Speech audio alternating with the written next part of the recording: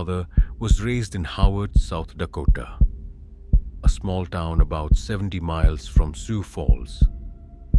During his childhood, he and his friends had to keep themselves entertained in order to keep out of trouble, which wasn't that easy.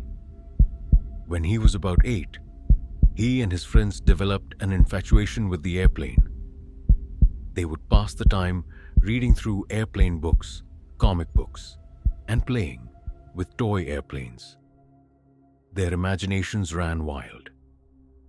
Only a few of this group of 10 boys had ever seen a real airplane, so when the local banker bought one to fly as a hobby, they were at the airport every time it left the ground. One afternoon, the banker, can't remember his name, noticed the boys as he was coming in for a landing. After getting it tied down, he called the boys over to let them look at it up close. This was a dream come true, but of course it wasn't enough. One of the boys, my grandpa's best friend Myron, asked if he could fly with him the next day. The banker laughed and said that he would take the boys up 2 at a time, starting the next day. Since they were going to take them up 2 at a time, Myron and my grandpa were to go up first. They hardly slept that night thinking about the next day. When it finally came around, my grandpa jumped out of bed, running only to find out that his mother would not let him go up in one of them infernal aircrafts. He was crushed but decided to go watch anyway. Another boy jumped in with Myron and the banker, and off they went. But what happened next made him glad he didn't go up. The banker came in over a shelter belt that divided the courthouse from the high school. As the plane turned belly up, the 2 boys plummeted into the trees below.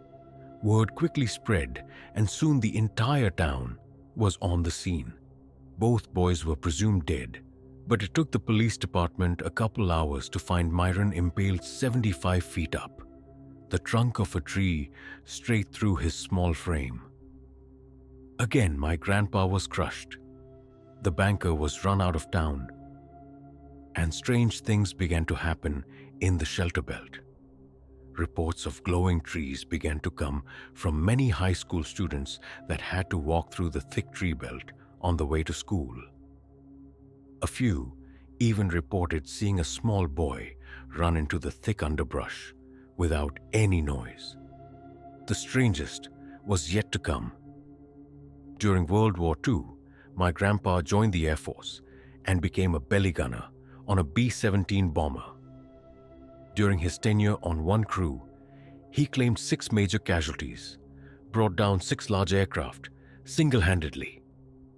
It was his 4th and 5th that came with some assistance. A shell had struck the turret, limiting the motion of the gun. As he tried to swing around, he met resistance, and the turret recoiled, knocking him unconscious. As he woke up, the gun was firing, and before his eyes, the turret made a full revolution and struck an enemy plane, bringing it down. He went to grab the gun, but was pushed back. He heard the voice of a child say, "No way, it's still my turn." He was dumbfounded. He just sat there until the plane landed. As he was getting out, he noticed Myron's favorite Flying Aces comic book lying on the floor of the turret. Later that afternoon, he received a bravery medal for saving his crew from the 2 enemy gunships that were much more powerful than their B-17. He never told anyone about the story until much later.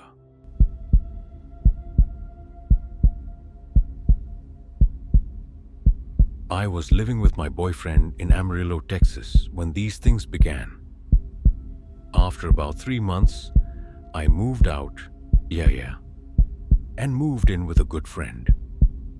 She lived in a duplex, half of which was condemned and completely boarded up.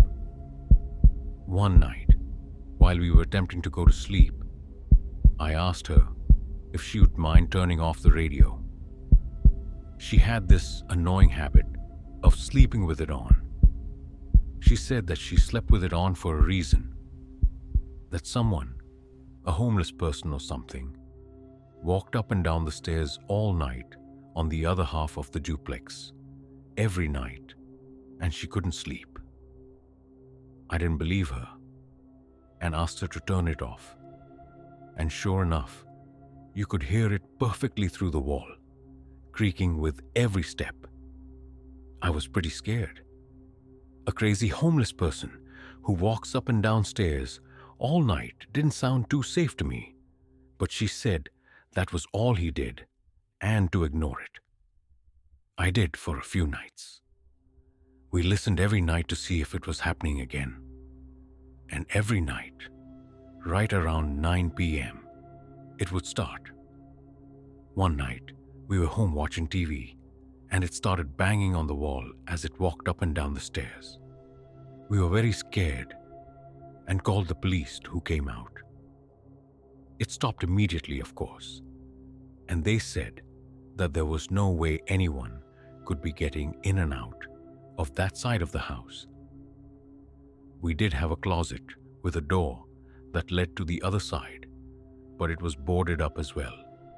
And after checking that, the police said there wasn't any way. Needless to say, we were really scared then. We started sleeping downstairs so that we didn't have to hear it. That's when my things started disappearing.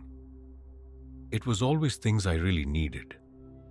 My cigarettes, my tampons, they would disappear as soon as I brought them in the house. One time, the hairdryer disappeared after I used it. My friend called me at work, asking where it was, although it wasn't where I said. When I got home from work, it was in the doorway, like an offering. I know that sounds dumb, but it was how I felt, even though my friend had never found it. The scariest thing happened one night when we were getting ready for bed, and the walking was much faster than usual. I made a joke, like, "Slow down. You have all of eternity to walk the stairs." And it got louder and faster. I started praying out loud. We were both crying. And eventually it stopped, only to start again the next night. I decided to move out.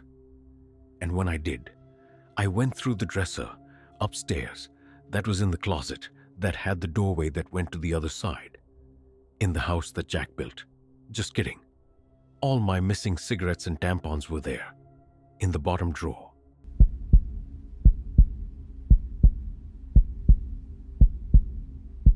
I go to a small liberal arts college in Washington State. Freshman year, I had a lot of weird experiences in our dorm. The residence hall was built in the mid-30s and was apparently haunted by one or more spirits. The main occurrences, however, stemmed from an entity that the girls referred to as the dorm mother. I'm pretty sure it was a female entity because it talked to me once, and it also touched my roommate. But I'll get into that a little later. The spirit, or whatever it was, seemed to be fairly harmless. But she could get a little rowdy if she thought that the kids were getting out of line or straying from the right path, hence the nickname. I've heard many instances of the dorm mother waking girls up in the middle of the night if they had fallen asleep while pulling all-nighters. My freshman roommate had a creepy experience along these lines. She had been pulling a lot of all-nighters, and this particular night, she decided she was simply too tired to stay up till dawn to write a paper due the next day. So instead of staying up to do it, she went to bed. About an hour into her sleep, she felt something strike her and push her out of bed. Needless to say, this scared her half to death, and she was wide awake all night. I don't remember if she ended up doing her paper, although I do remember staying up with her all night, trying to convince her that the dorm wasn't haunted. When I came home and she told me about it, she mentioned that she had been having a dream about her mother when she was pushed out of bed. She scolded her and told her that she needed to do her work. I brushed it off and told her that she probably just fell out of bed as a result of her dream, like other people do when they're having dreams about falling off a cliff. She was still weirded out though, and she insisted that she had felt distinct impressions of hands. I still didn't believe her, and I kind of laughed at her and told her that she needed to get more sleep. I wasn't laughing about a month later though. I had stayed out way too late one night, partying, and I ended up coming home around 3 a.m. My roommate was sound asleep, so I didn't want to wake her up when I came in by turning on the overhead light. I pretty much fumbled around in the dark for 20 minutes, got ready for bed, and tucked myself in for some much-needed sleep. Just as I was closing my eyes, I heard someone whisper something about 2 inches away from my ear. I sat bolt upright in bed and turned the light on. My roommate was completely asleep and wrapped up in a cocoon of blankets.